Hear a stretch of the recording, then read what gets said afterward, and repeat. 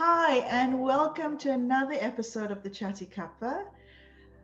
When adversity strikes, we sometimes go into victim mode, and then to get ourselves out of that victim mode can be quite hard and quite challenging at times. I've been there, I know exactly how it feels. But today we have one really special woman, and I came across her Facebook page and saw one of the posts that really resonated with the work that I do. I have Angelique today on the other side of the screen, and she is a university lecturer in business studies, and she runs her own business simultaneously, a dance and fitness company. And she has been awarded many awards for Bollywood dance, for her Bollywood dance school, the D Styles dance, and also Zumba Bollyfit. Uh, Bollyfit, that sounds amazing. And nutritional classes for women. Now, just listening to all of her bio, I feel like what she's been through, all of these things become like a holistic healing. And I can't wait to speak to her and find out about her journey. Welcome, Angelique. Welcome. I'm so humbled and privileged to have you today. And thank you for joining us on the Chatty Kappa. Oh, thank you, Nirasha. No, it's me who's humbled that you've asked me to come and speak. So thank you so much for the warm welcome. You know what? Your journey, it will inspire, and that's exactly what we do in the Chatty Couple. We inspire our community. If there are little tips and tweaks that we can do to our daily life to make our lives richer, I'm all for that. Mhm. Tell us a little bit about yourself, Angelique. Okay, so like you said, I'm a university lecturer in business strategy. I have a huge passion for dance. So I set up a dance and fitness business, and initially my focus was just on women because I started my company after having my kids. And I found that through dance, I was losing weight, feeling fitter, feeling happier. So it was a body and mind healthier miracle, should I say. And so I just wanted to share that with everyone. So I set up my own dance and fitness business, initially just for women, and then started a Bollywood dance school where we teach kids, adults, and ladies again. Um, Bollywood dance. Oh, that's amazing. And you know what? I love watching Bollywood movies, and whenever the songs come up, I'm all for dancing. And I know that you simultaneously have developed and grown your dance business and your dance company, and together with having being a lecturer. Now, I know, how do you actually, you know, how do you juggle both so well? Sleepless nights, I think. No, no, obviously you have to juggle it. Plus, I have my family. And one of the reasons I decided to become a lecturer and have my own business is so I could work around my family and my kids. They've always been my priority because I used to be a management consultant before, working all hours, weekends, and things. And once I had my kids, I decided that was not the lifestyle I wanted. So I used the same subject strategy, but I applied to teach at university. I got in. I also did some independent consulting for smaller clients so I could work around my timings and my kids. And even same with my dance and fitness business, it's always been around my kids. So you have to juggle. Yes, we all have to juggle, but you've got to have your priorities and then work around it. So initially, I used to teach more at university, and I had just set up dance, so that was less. And then as my priorities changed, I still teach at university, but my dance and fitness business is much a bigger part of my life than the university teaching. It's so weird how your passion ends up becoming your profit, Mm. because I think with passion, things grow so much quicker, and people actually buy into the rapport you create with them, the energies you give to them. And that's the beautiful, that's absolutely beautiful. I know last year, 2020, I know the world feels like it's been falling apart with COVID and so on. But I know you've also been through another long road in Mm. 2020. And I'm so glad that you have come on the other side of it. And now you're going to be talking to people about it. And you've started that journey of educating and making people aware of your journey. And I actually take my hat off to you because I think it is such a hard journey to talk about, especially when you've just overcome. Many people, I know that your journey with COVID and besides COVID having cancer has been a really, really trying one. Mhm. Whenever I talk to anybody about cancer, oh, it hits me straight to the heart because I've lost quite a few people with cancer, and one very special woman was my sister-in-law. And I'm so glad to be sitting across you chatting to you because I know your journey might have, at certain parts of your journey, you might have thought the worst. Now tell me, if you, how did you, tell me a little bit about how you felt, that first shock. How did Mm. you overcome that? Okay, so yes, like you said, the first time you hear it, it is a massive shock. I felt a lump under my armpit about October 2019. And I thought, oh, let me get it checked out. And the doctors, even after they checked, they said, oh, it doesn't seem like anything, but better you go for the checks. And I said, yes, that's fine. So within 2 weeks, I was seen. And even those doing the mammogram and ultrasound said, oh, it doesn't look too bad, but let's check it. And then I was called in a few weeks after that. So I think, if I get my dates correct, yes, December 2019. 11th of December 2019, I was called into the hospital. That itself was kind of a little bit of a, I guess, a hint to be called in for an appointment. But I was really positive because, everyone had said, all the doctors had said, oh, no, no, it's fine. It's just, we just need to check it. So I kind of thought to myself, yes, I was worried, but I said, no, no, no. The doctors have said nothing's wrong, so don't stress about it. And my husband kept saying, don't be so positive. Let's kind of prepare just in case. And I was like, no, no. They said it's fine. So I go in to see the doctors, and then they said, oh, I'm really sorry to tell you, but it is cancer. And I was shocked. I was honestly shocked. And at that point, when I was sitting at the doctor's office, you get shocked and you get kind of a little bit numb. Mm-hmm. You can't react. Well, I didn't. I didn't cry or anything. I wasn't even scared. I just said to my husband when we came out, it's okay. It's just a lump. They'll take it out and we'll be fine. Okay, so I came home and then it started seeping in, and it was then became quite a shock. Yeah. For 3 days, I had continuous panic attacks. I couldn't leave the house. My husband couldn't leave me. I just didn't want him out of my sight. Yeah. So it was really difficult when you get that diagnosis, because also there's so much scare around the cancer word that you have it built up in your head. And so all of that, and I just kept feeling so many different things, just a lot of panic, anxiety, worry, scare, And all of fear. that, and fear, And a lot of fear. a lot And of fear. Yes. and the I think when it comes to cancer, just the word cancer makes people, they go into this mode of death.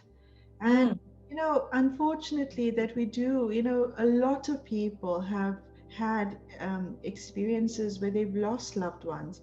And when you exactly. look at statistics, 1 in 6 deaths around the world is actually caused through cancer. Mm, So the feelings and the emotions that people go through is actually quite valid and quite relevant at that moment. yes. So the way you reacted was absolutely normal. Mm, But what happened, I see clients when they are at that moment of shock, and I know you said in the first 3 days you went into this mode of panic and you couldn't, 3 days. Now, when you look at the grand scheme of things, to you it might seem like, oh my God, 3 days I really struggled.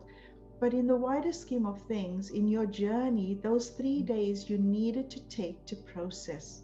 Because Yes. once you process, then the healing starts to, then the wanting to, to fight this Yeah. and to come on the other side, to come out as a survivor on the other side is like so important.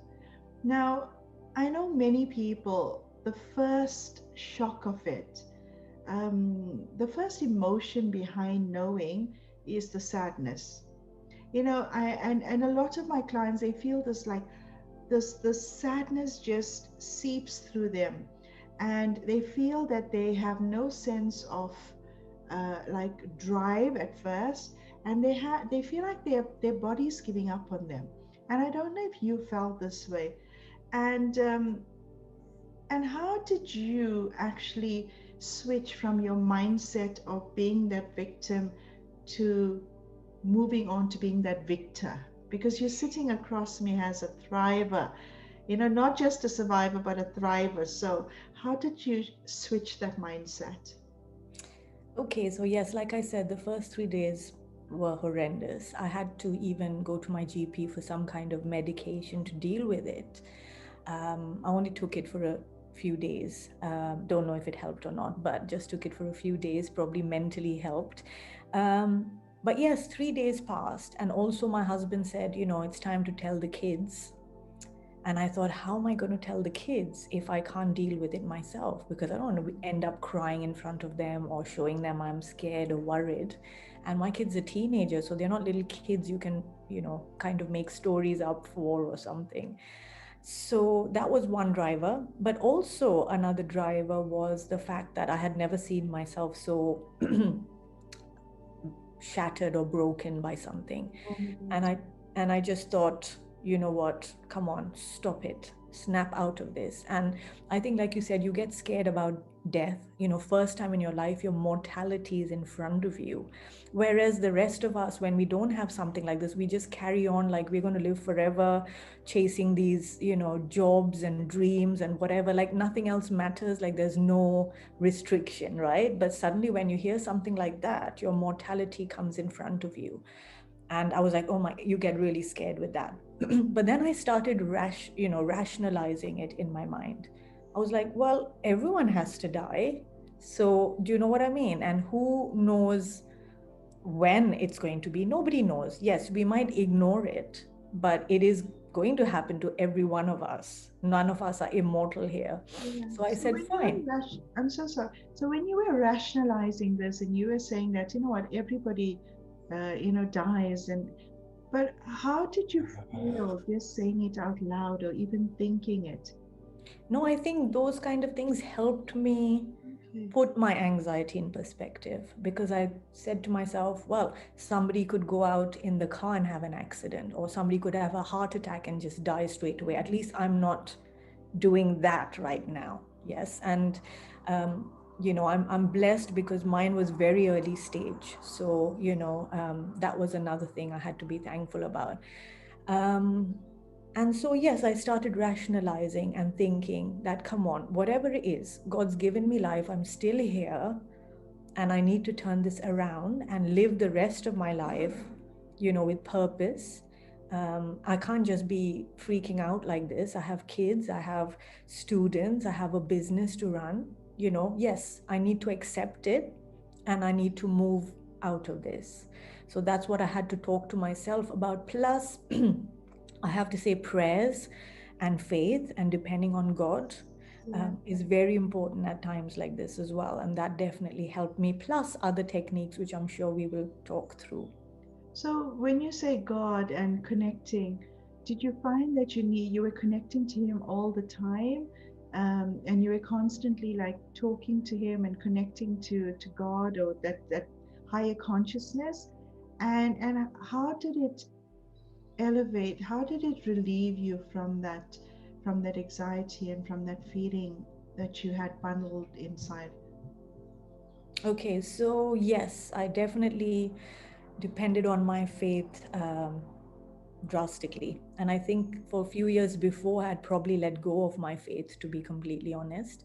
So this was kind of a turning point, and I thought, no, I need God. I can't do this on my own. And so I prayed. I looked into deep breathing exercises to calm. I looked into everything to calm anxiety. I did some meditations as well, but prayers mostly, letting my family know. So I had that family network that was supporting me and close friends. So that was really important, all of this in my healing. And then my own family, my husband was with me for every appointment, for through everything.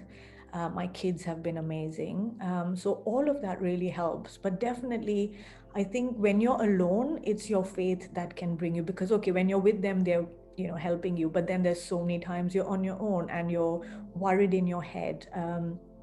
And so that's when I really depended on God bit by bit, and then also tried to distract myself by doing lots of other different things. But yes, just kind of calling on my faith, kind of hanging on to it or clutching onto it for dear life, maybe. um, yeah, so all of that I think helped me, and just made me stronger in a way. And also, I had to reach in and just find that strength, and You're just obviously, amazing. Just yeah. your strength and the way you I'm just listening to you, and your energies are so pure in the way you've dealt with this, and it's just simply beautiful. Um, Thank I you. when I have my clients, when I see clients for cancer, and at the beginning it is that shock, yes, but then I have to move them on from that shock to making peace with what life is. And I see clients at various stages with their cancer, and you know what, Mm, some of my clients and patients are, fourth stage cancer, and they know what the outcome is, mm, but it's making them feel comfortable in the process, because and for some of my clients, it's letting go of the fear so that they can actually be embedded in the life that they have, with their loved ones, and it's mm. making peace with the people around them. um, I have this thing called the rite of passage when adversity strikes. And the first thing is, like, when people go through something like this, they feel uh, annihilation. They feel like, oh my God, the worst. I'm going to be, death is on my doorstep, and that's how they feel. And then, as soon as you move on from there, and if you survive that bit there, which has the mindset and the mental part of it, then they move on to the other side. As soon as they pass that bit where they feel like, oh my God, I'm going to pass on, I'm going to leave my family, I'm going to leave my loved ones, then they move on to this part where they become baffled. They feel so disconnected. They feel like, I'm neither here, I'm neither there. And even that part of this passage is also a huge part, because they need to start finding their purpose for healing. And then, as soon as they pass that, they actually come across to this part where I can survive.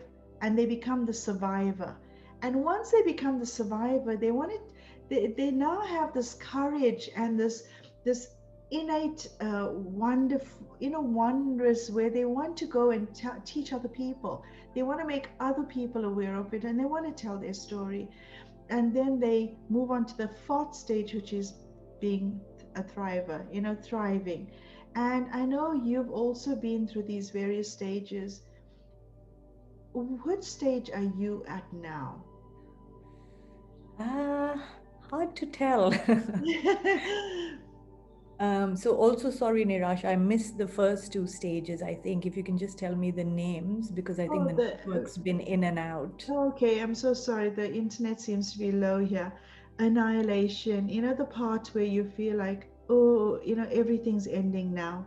Mm, And then they move on to being, as soon as they survive and they cope with that stage, they move on to the second stage, which I called it the baffled stage, where they feel like, I'm neither here, I'm neither there.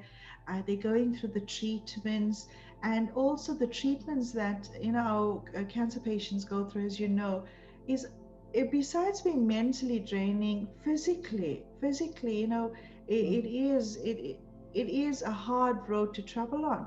Yeah. And then once you survive that, you move on to being that survivor mode, where you feel like I've been through the worst and now I have energy, I have strength to now pass my message to other people.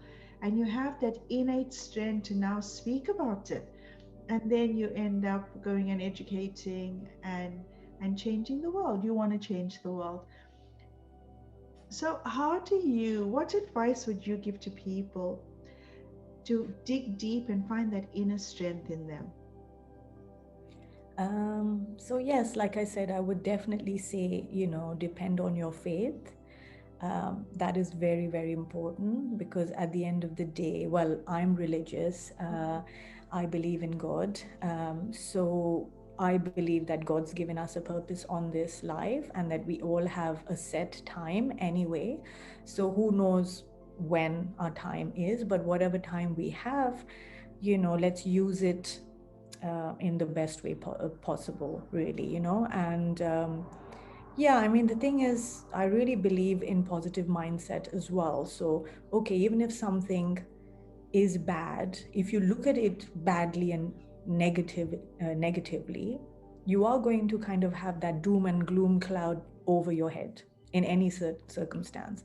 But if you turn that situation and look at it positively, even though it's a difficult situation, you could find good things in it. Mhm. So for me, that's really important. So it was, what was the point of just dwelling on my sickness or why I got it, or oh my goodness, how hard it is? I don't want to bring myself down with those things. Instead, I would distract myself, look another way, think positively, depend on God for faith, and know that I also believe that there is a reason for things sometimes. So just kind of looking at it more on a positive mindset, whatever the situation, if you can think about it positively and even have some gratitude in life to think about, okay, what are the things I'm grateful for now? Because also there's so many people who are worse off than Oh, us, absolutely. so but as an individual, it's no point dragging yourself down, because mentally, if you feel negative and really upset about it, you kind of end up losing half the battle there. You need to be really strong mentally to get through the treatments, to keep yourself positive. So, if you give yourself that inch to kind of just lie there and mope around, Yeah. then it's just going to be worse. When you talk about doom and gloom, besides feeling it, your body starts to produce cortisol and floods your body with cortisol and Mm. hormones that you don't really need. Those are not healing hormones, and your body needs chemicals that can help you heal. Mm. Um, how much was laughter important in your life? Laughter is really important, as you know. It's very much a healing, it generates the healing hormones. So, since this whole situations, and we've had the lockdown, for me, to be honest, the lockdown came at a time where I needed it to heal. So, I've been able to stay home and heal and still work through Zoom and other things, but at least I didn't have to run around with school runs and from one job to the next.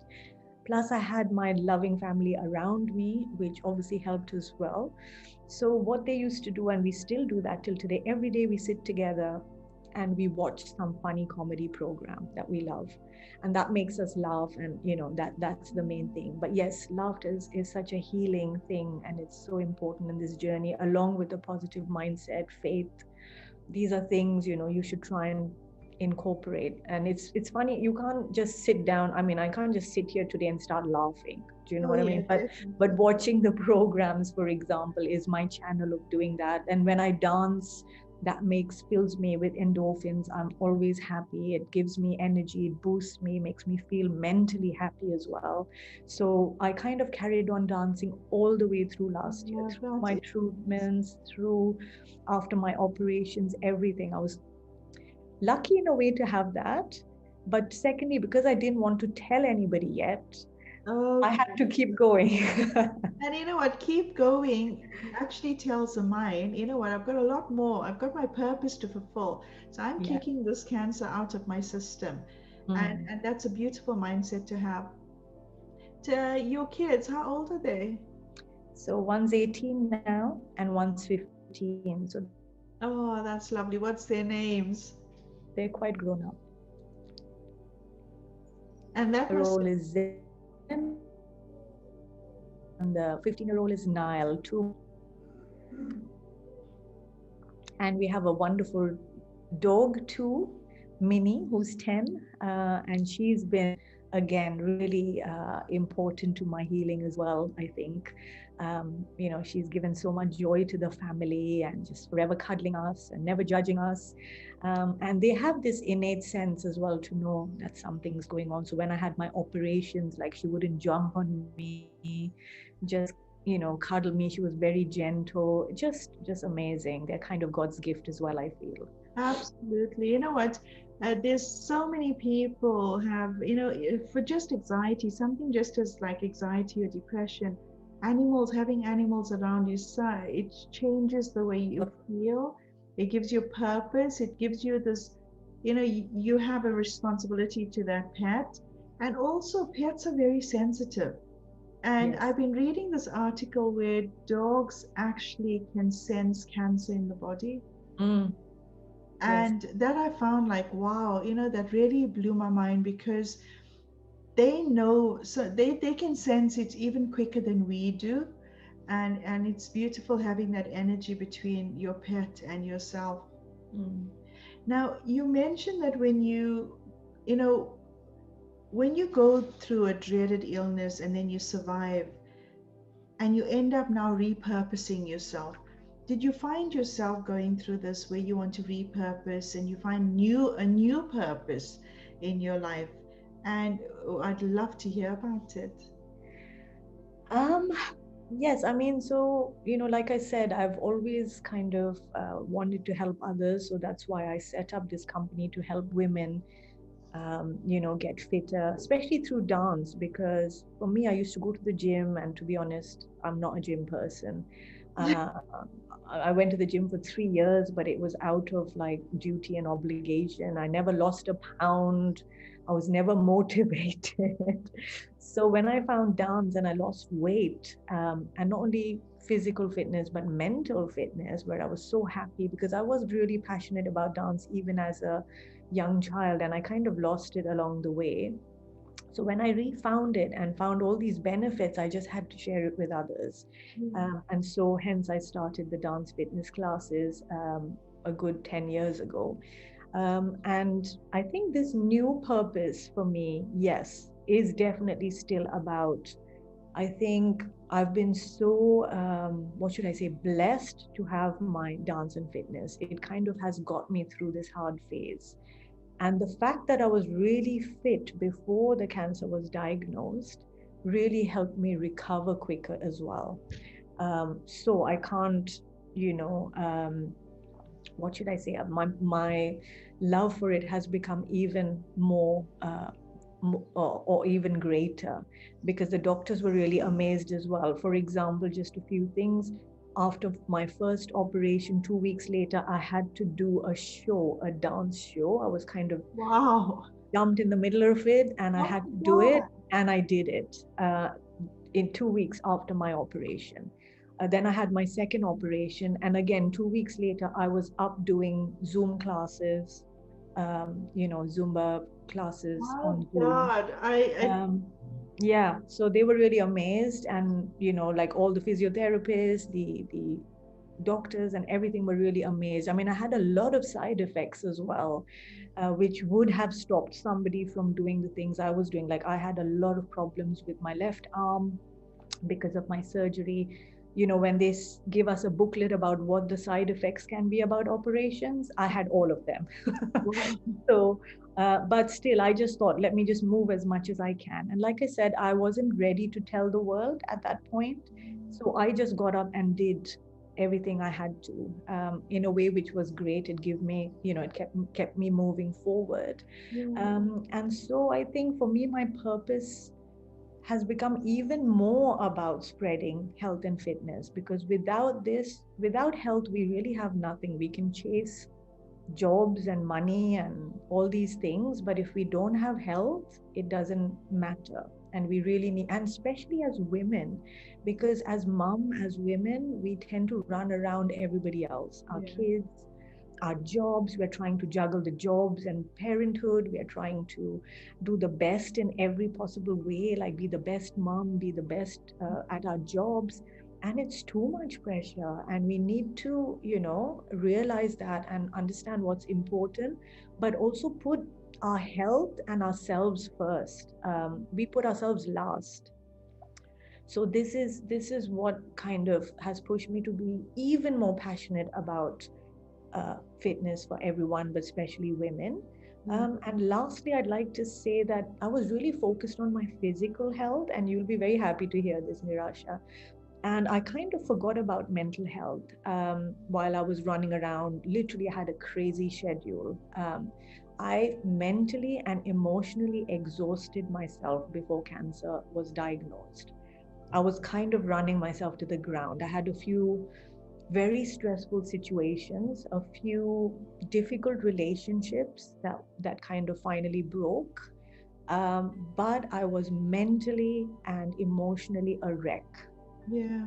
I was physically really fit, like I said, but I was mentally and emotionally a wreck. And what cancer has taught me is that whole part of health and fitness, not just physical, but especially mental.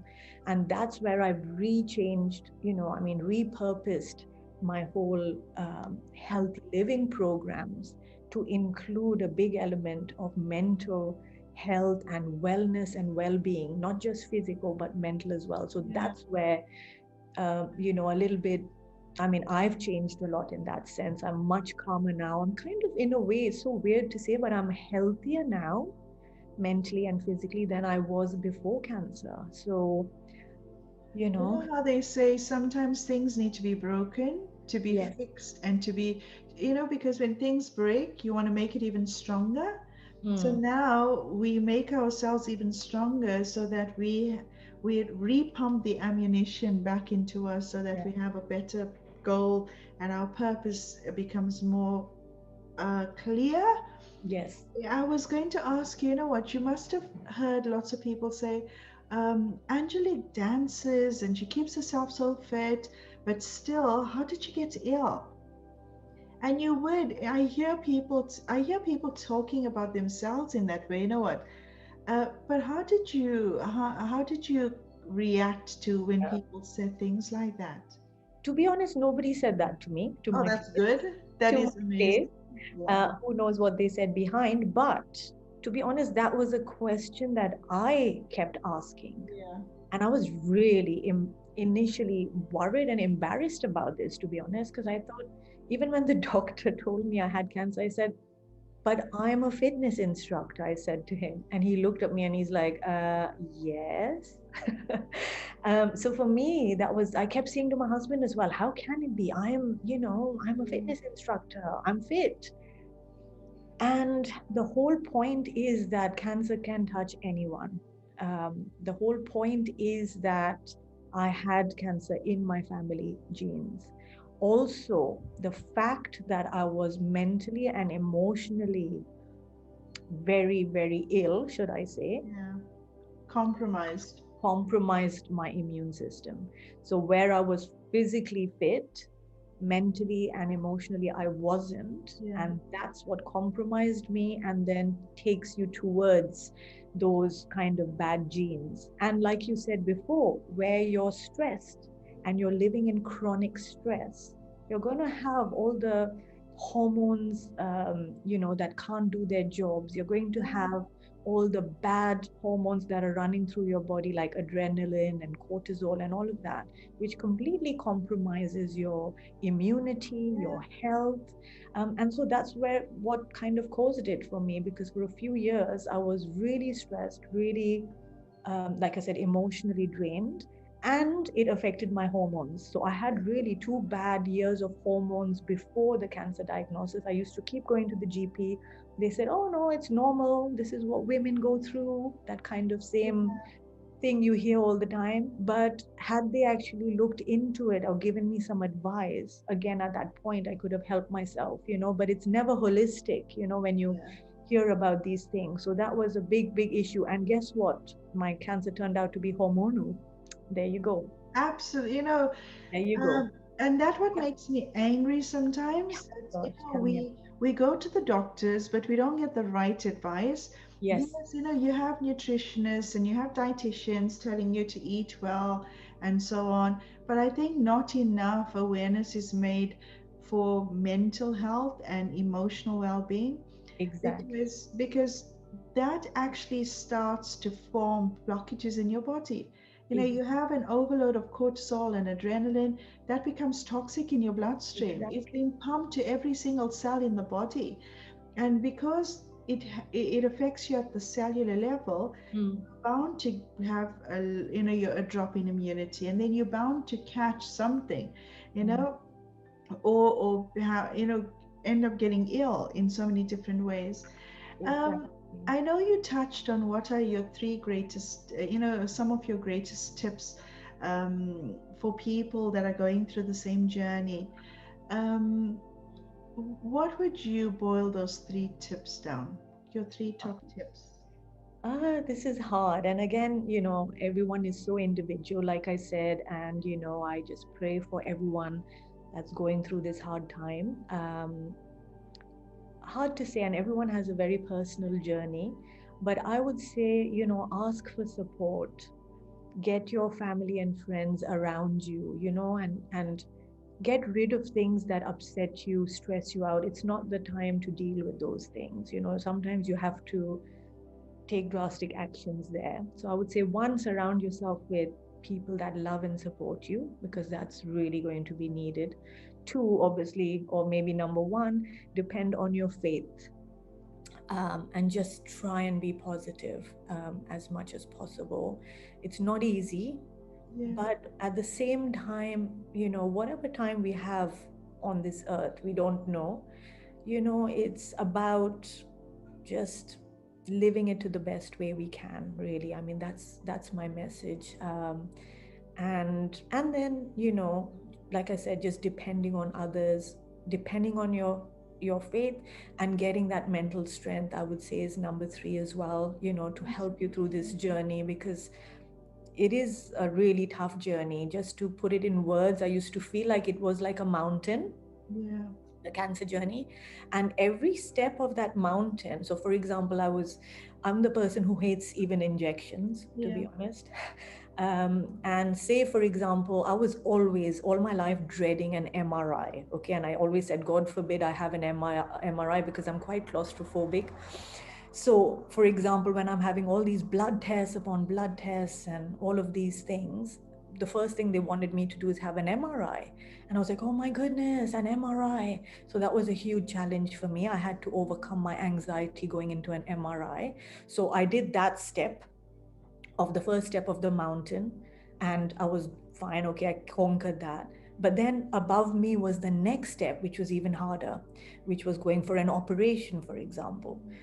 Finish the operation. Then there's the next step, which is even harder, which is radiotherapy, and for some people, chemotherapy, etc. So it's just such a hard journey that you really need to, just build that mental strength. And just, I mean, this is one thing that I really found helped, because I'm a person who likes to organize and control things, I guess. um, you have to surrender. This is the biggest lesson I learned. I had to like surrender.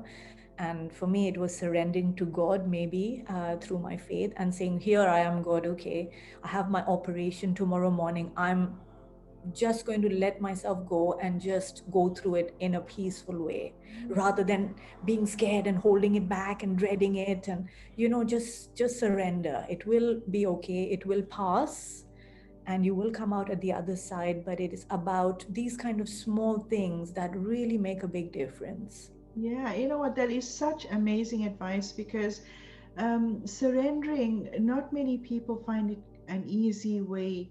And when things, when you are climbing that mountain, you have to say, you know what, I'm doing my best. Now he needs to do the rest. Yes. And as long as you know you put you're doing your best. And I love this. You know, we are not human beings are very social beings. We need love, we need support, we thrive on these things. And I think, especially when we're going through a journey of adversities, whether it's cancer, whether it's other chronic illnesses or mental illness or grief or whatever, I think having the support and knowing there's a community there that you can hold on to lift you up during that time, it helps a lot.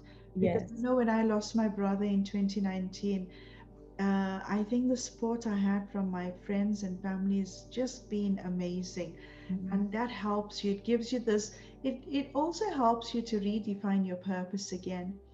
Now, thank you so much, for coming on the Chatty Cuppa and sharing your journey. And I know sometimes it can be emotional and overwhelming, but what would be your one best word that sums up your vision for 2021? That's hard. I think I'd say helping. So helping others in this journey, because also, Nirasha, when I found out I had cancer, obviously I was really blessed to have my family around me who loves and support me. But I really didn't know anybody who had been through cancer at my age. So that was quite actually a drawback, a negative, because if I had somebody saying to me like, this is exactly what will happen, and don't worry, and a few months down the road, this is how you'll feel, it's okay, don't worry, that would have helped enormously. I had nobody, and so everything was a new step and a dreaded step. Yeah. So that's why I decided to actually tell my story so that I can be there for anybody else that needs help and wants to talk about it.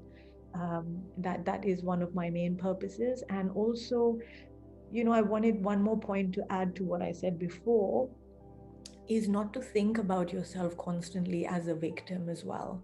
Um, you know, um, I kind of dissociated myself from the C word.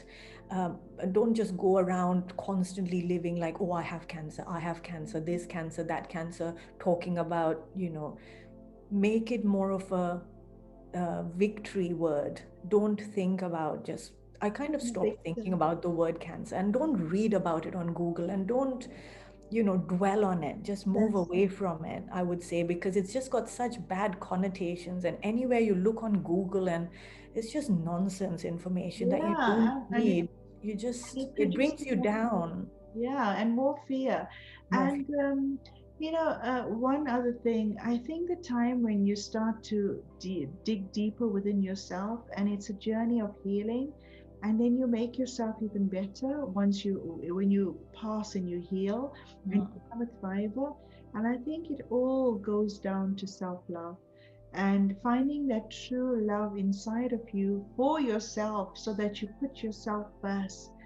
And I Yes. bet now in your journey, although you have family and you've got your kids, you will now put yourself first, because if you are not well, you cannot help anybody else. Exactly. If you don't love yourself, you can't love everybody else. Mhm. And self-love is the biggest healing, because the word love, it's an emotion that triggers endorphins. It triggers like a celebration inside of you.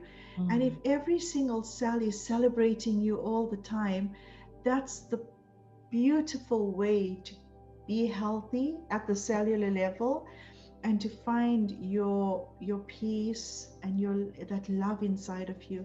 And you end up putting yourself first, you Yes. end up making yourself first, so that you can actually be there for other people. Thank you so much. God bless you, and may Thank you, you. I would love to collaborate with you, talk about mindset and health when Mhm. it comes to illnesses and in the body. And I wish you everything of the best. Thank Lots and you. lots of love. And Thank be you. blessed always, and love to your family. Thank you, Nirasha. This has been an honor. Thank you so much. Thank you.